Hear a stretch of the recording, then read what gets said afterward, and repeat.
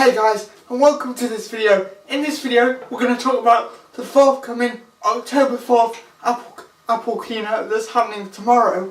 Now, today, obviously, by the fact that I said it was tomorrow, is October 3rd, and this is pretty much the first time I've ever recorded a video on a school day, one of these camera videos after coming home from school. Normally, if I wanted to do a video like this, I'd just do it on a webcam, but this is quite an important video, so I figured I'd do it in front of the proper camera.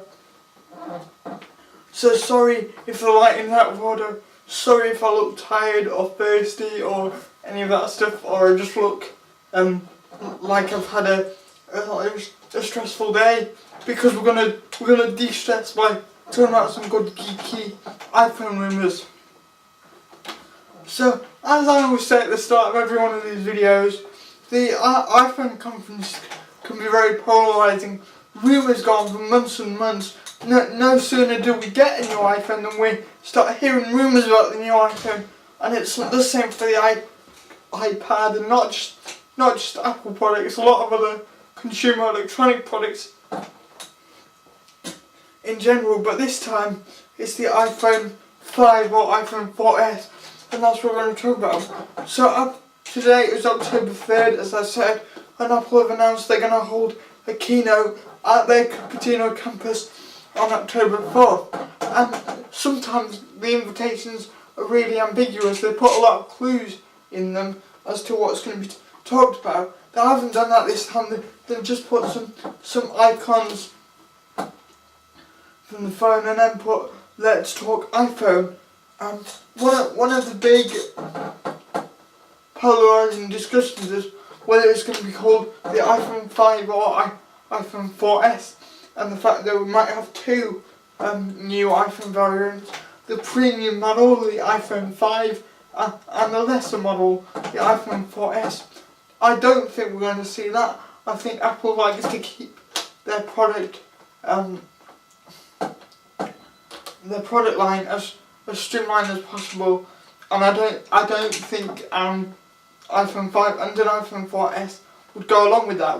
What I do think we're going to see is the iPhone 5, or whatever they decide to call the premium version of it, and then the current iPhone 4 as the tiered down model, as we currently see with the iPhone 4 and the iPhone 3GS. So I'm just going to go over some things that I think are going to happen and some things I want to happen. I think it stands to reason, and it's just kind of natural product evolution. The iPhone will have a dual-core processor. The iPads have that, so that will make sense that they just put that chip technology of the A5 dual-core chip into the iPhone 5. And it may be part of the reason actually why they called it the A5 chip to be iPhone 5. So I think it's gonna have that. I think it's gonna have 1 gig of RAM, because in dual core devices that's kind of becoming standard, and with only releasing one device a year, Apple really need to make sure they pick the latest and greatest specs they can, at least to a certain levels, so that it stays down for a year. I also think it stands to reason that we are going to see the new design that is going to be on the iPhone. That's been rumoured, the teardrop shaped design, kind of like iPod Touch-esque. Now, I don't like that design. I'm a lover of the current iPhone 4 design, even with all the antenna issues that it has. I'm a lover of the design. So I hope we don't see that, but I think we're going to. Beyond that, yeah, we can assume that we're going to see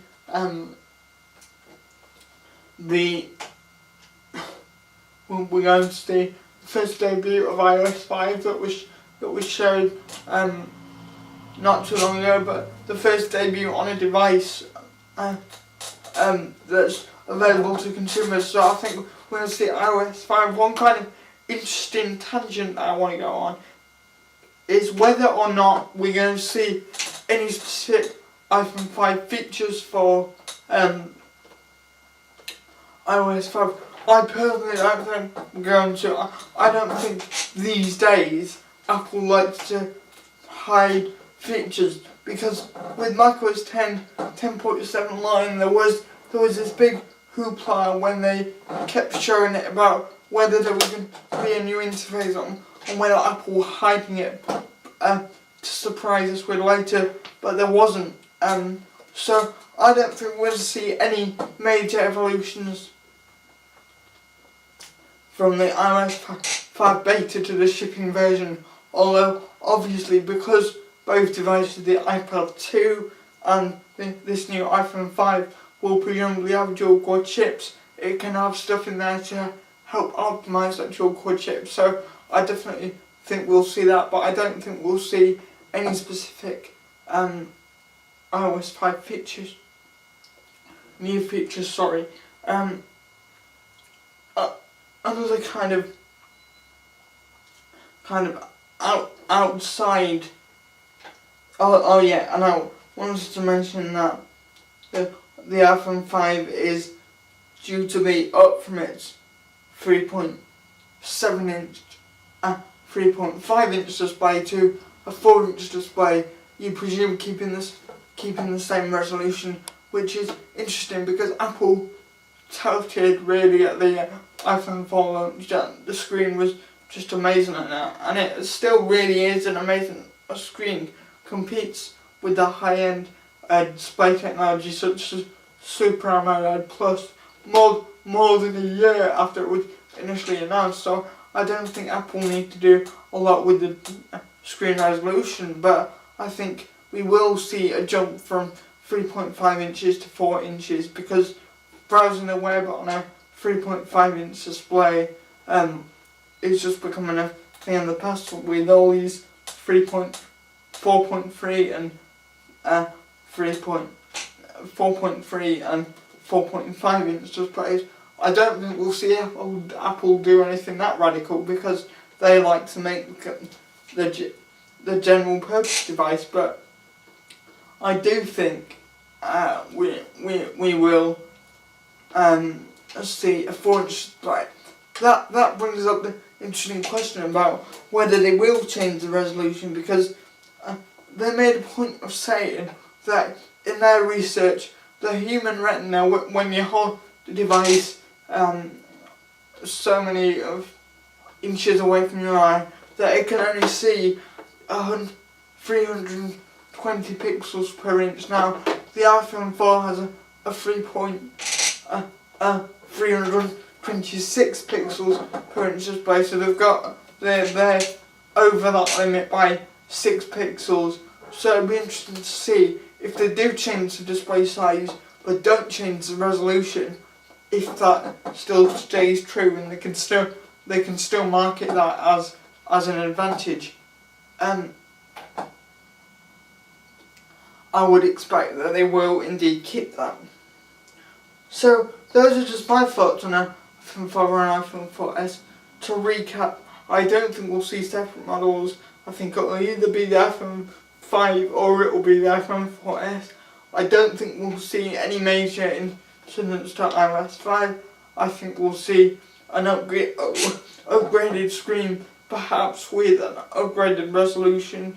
I think we're going to see iOS 5 come on there as standard, dual core chip, and possibly a higher megapixel camera, which I didn't talk about that, but I would expect 8 megapixels as standard, and to be a very, very good camera, because the iPhone 4 still competes really well with today's devices. So I would expect no less than an 8 megapixel camera, maybe even more.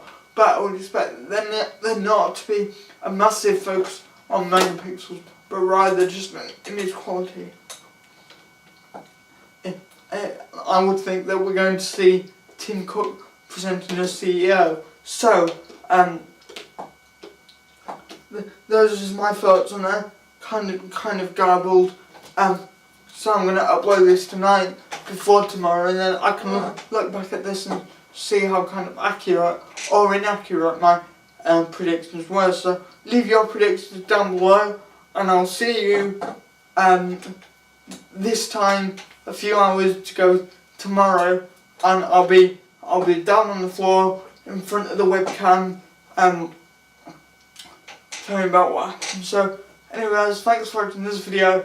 Please feel free to give me your thoughts on it and post them down below, because I just want to kind of hear what you guys have to say.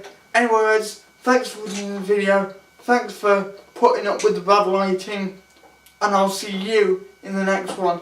If you want more content like this, you can visit my website down below. I've put a lot of work into that recently.